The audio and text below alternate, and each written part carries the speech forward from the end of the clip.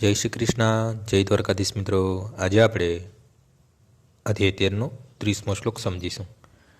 પ્રકૃત્યેવ ચ કર્માણી ક્રિયમાણાની સર્વશઃ યહ પશ્યતિ તથાત્માનમ કર્તારમ ચ પશ્યતિ. જે મનુષ્ય એમ જોઈ શકે છે કે સર્વ પ્રવૃત્તિઓ દેહ દ્વારા કરવામાં આવે છે અને દેહનું સર્જન ભૌતિક પ્રકૃતિ દ્વારા થયું છે, તેમજ એમ પણ જોયે છે કે આત્મા કશું કરી શકતો નથી, તે જ ખરેખર સત્ય જુએ છે. આ શરીર પરમાત્માના નિર્દેશ અનુસાર પ્રકૃતિ દ્વારા નિર્માણ થયેલું છે તથા મનુષ્યના શરીરના કેટલા કાર્યો થાય છે તે બધાને કરતાં કંઈ જ તે નથી.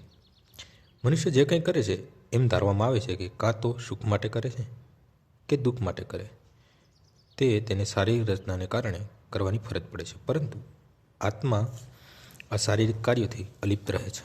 મનુષ્યને આ શરીર તેના પૂર્વ કર્માનુસાર આપવામાં આવે છે. કામનાઓની પૂર્તિ કરવા આ શરીર મળે છે, જેનાથી તે ઈચ્છા અનુસાર કાર્ય કરે છે. વાસ્તવમાં શરીર એક યંત્ર છે જે પરમેશ્વર દ્વારા ઈચ્છાઓની પૂર્તિ કરવા નિર્માણ થવા પામ્યું છે. ઈચ્છાઓને કારણે જ મનુષ્ય મુશ્કેલ પરિસ્થિતિમાં મુકાઈને દુઃખ ભોગવે છે અને સુખ પામે છે. જ્યારે જીવાત્માના આ દિવ્ય દ્રષ્ટિ વિકાસ પામે છે ત્યારે તે શારીરિક કાર્યથી અલિપ્ત થઈ જાય છે. જેને આવી દૃષ્ટિપાત થાય છે તે જ વાસ્તવિક દ્રષ્ટા છે.